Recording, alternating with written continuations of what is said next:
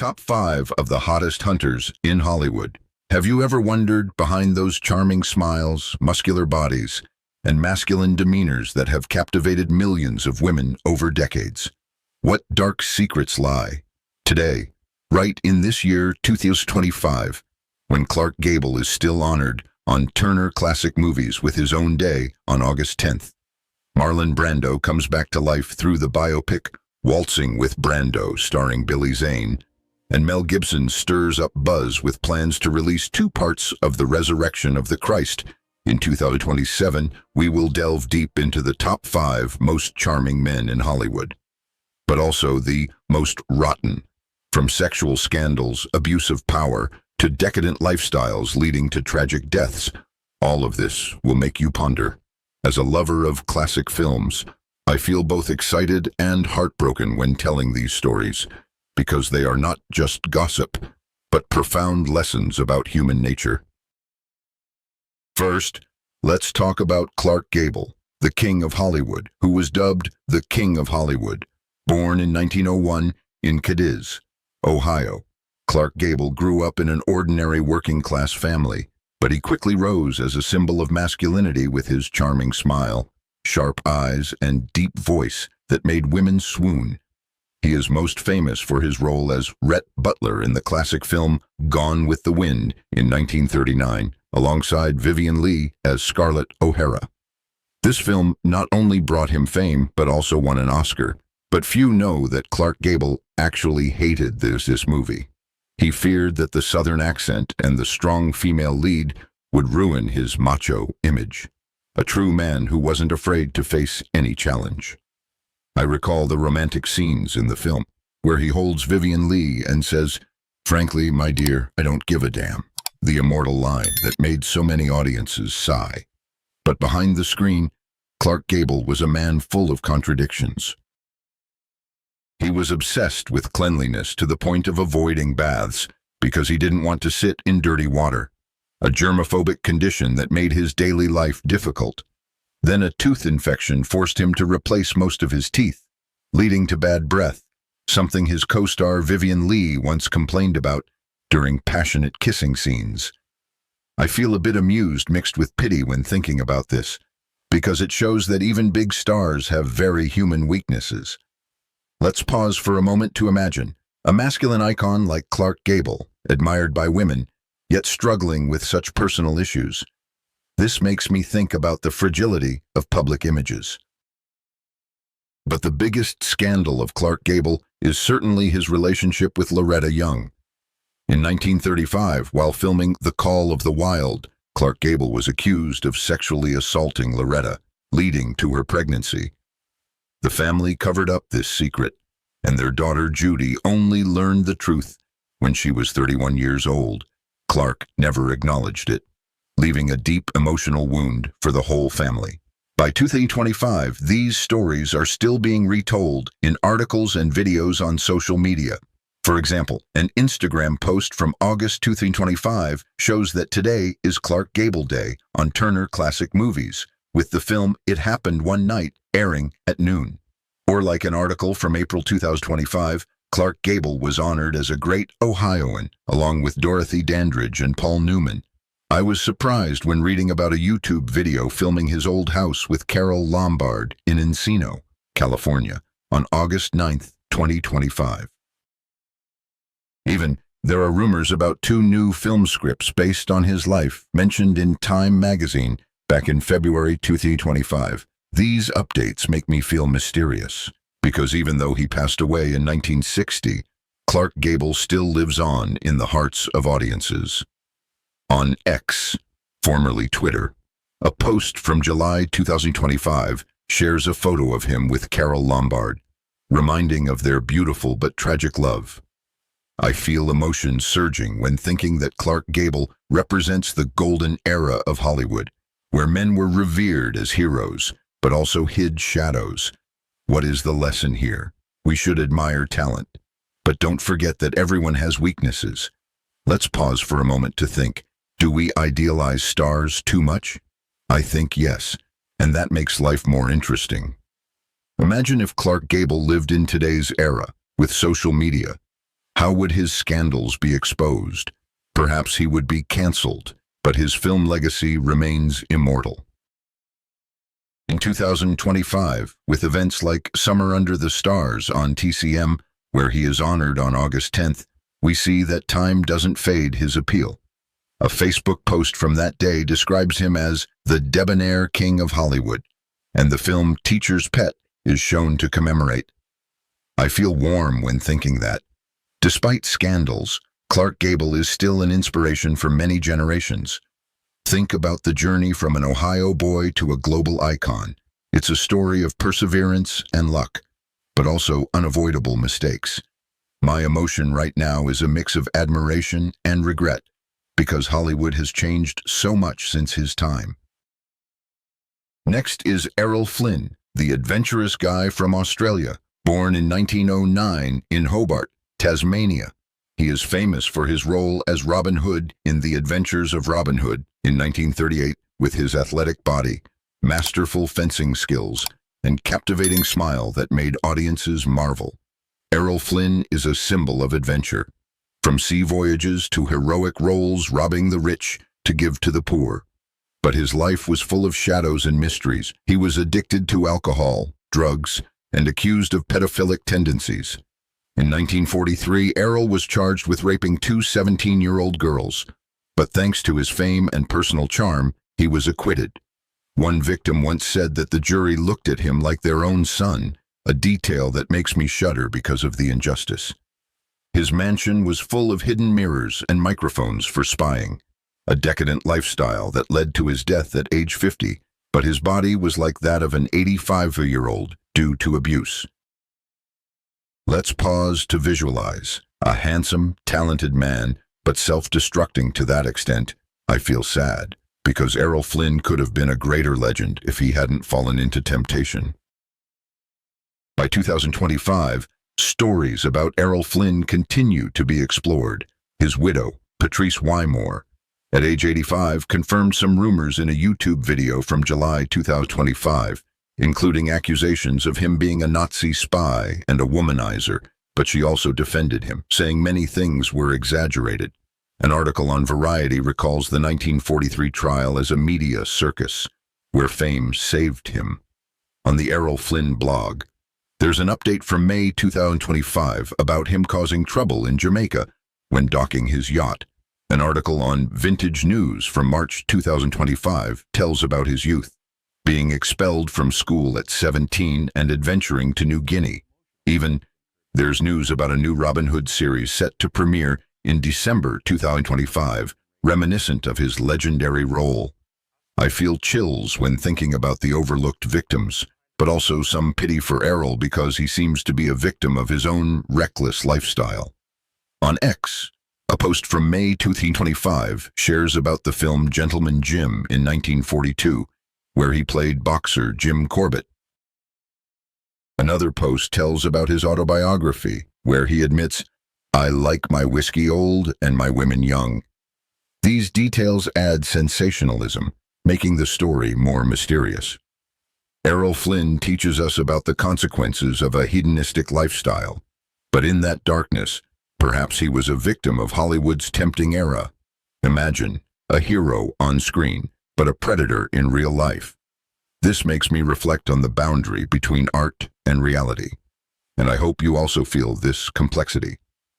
In 2025, with blogs and articles like on Wikipedia updating his biography, we see that Errol Flynn's legacy is still alive.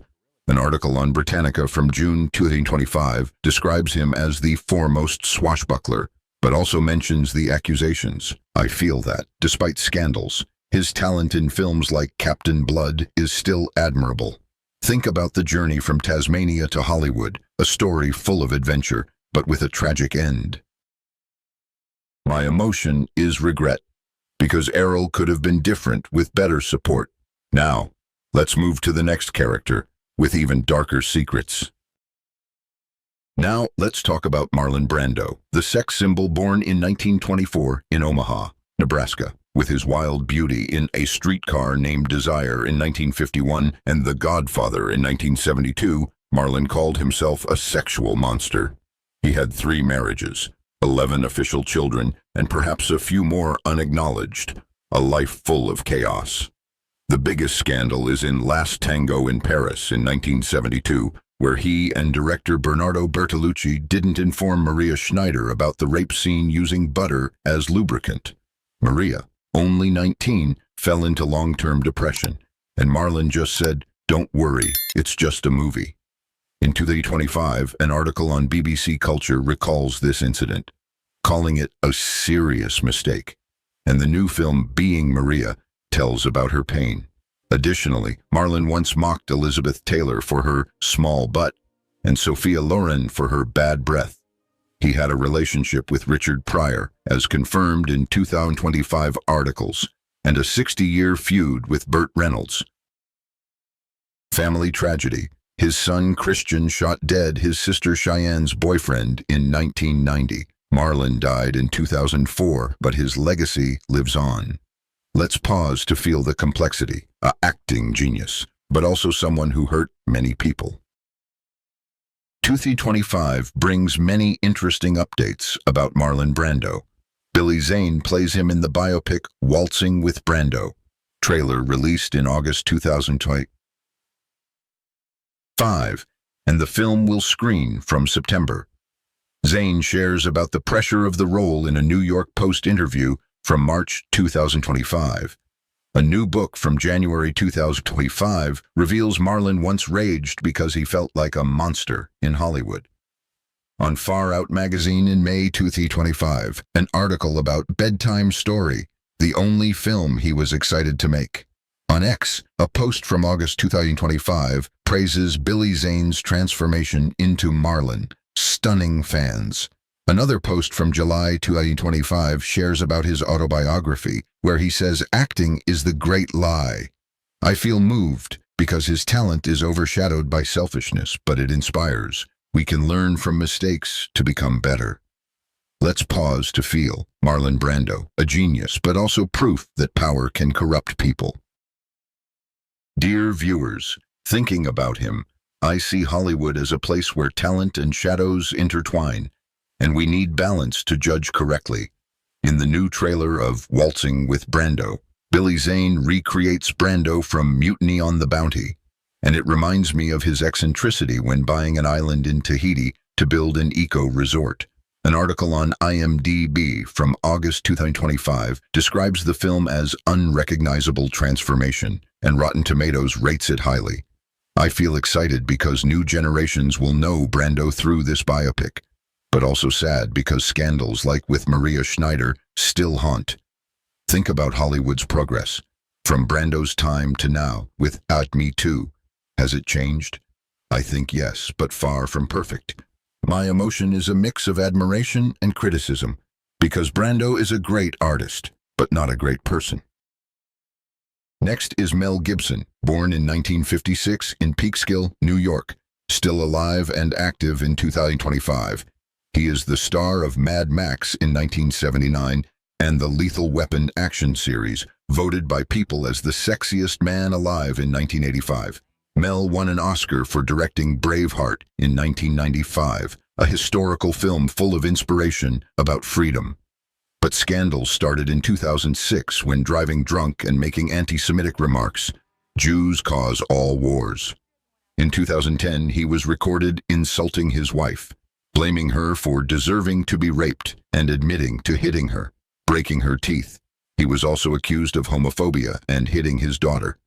These things make me furious because they contradict the heroic image in his films. By 2025, Mel Gibson is still a hot topic. The film The Resurrection of the Christ, sequel to The Passion of the Christ, will be in 2 parts, releasing from Holy Week 2027, according to Variety and Deadline in August 2025. He also directs Flight Risk with Mark Wahlberg, topping streaming charts. In August 2025, Mel poses for selfies with fans in Ireland to celebrate 30 years of Braveheart on the Catholic thing. An article praises the plan to release on Catholic holidays.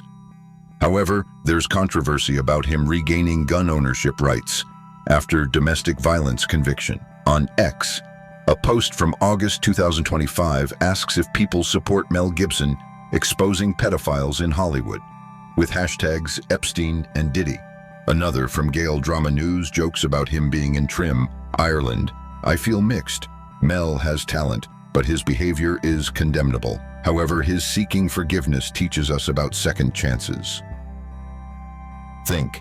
In the 2025 era, with social media, are scandals forgotten? I think no. And that adds drama to the story. An article on Jerusalem Post from March 2025 reveals he starts filming The Resurrection in August, focusing on Christ's resurrection. Fox News calls it an acid trip, predicting it will attract audiences. I feel curious because despite scandals, Mel still makes meaningful films. Imagine if he had no scandals.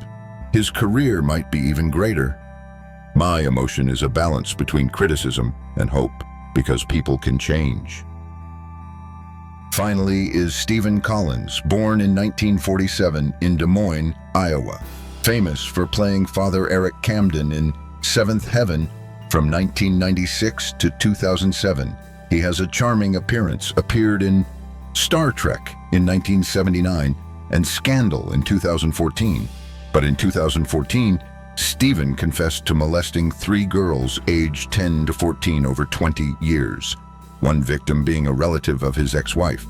He blamed it on youth and arrogance, not pedophilia. Now, he lives reclusively with his young wife, a super fan of Seventh Heaven, 40 years his junior, and does therapy in Iowa. This scandal makes me the most outraged because it involves children. In 2025, the series Hollywood Demons on Investigation Discovery has victim April Price detailing, and co-star Jeremy London somewhat defends him. An article on People from March 2025 updates that he lives peacefully, but still criticized. On New York Post, news of him living with superfan after scandal. On X, a post from March 2025 shares about his rare appearance after 5 years. I feel the most outraged with this case because it involves children. Nothing justifies it, but it inspires about the power of truth and healing. Stephen Collins reminds us to be wary of wholesome appearances. And in 2025, with new docuseries, the story continues. An article on Hollywood Reporter from March tells about the victim recalling the event, calling it the worst part. Variety mentions co-stars in Seventh Heaven reacting for the first time. I reflect on how Hollywood handles scandals, from denial to confession, but consequences still haunt. Think about the victims who bravely speak out. My emotion is anger, but also hope that justice will come. In conclusion, dear viewers, we have explored the top 5 most charming men in Hollywood, but also the most rotten. From Clark Gable with Family Secrets, Errol Flynn with Decadent Lifestyle, Marlon Brando with film scandals, Mel Gibson with racism, to Stephen Collins with child abuse, they teach us that appearances deceive and power can lead to corruption. But in that seriousness and emotion, there are inspiring lessons. Live authentically, forgive when possible, and learn from the past. Hollywood is a dream, but real life needs courage. Thank you for listening. Please share your memories about these stars in the comments. See you in the next video. Have a good day.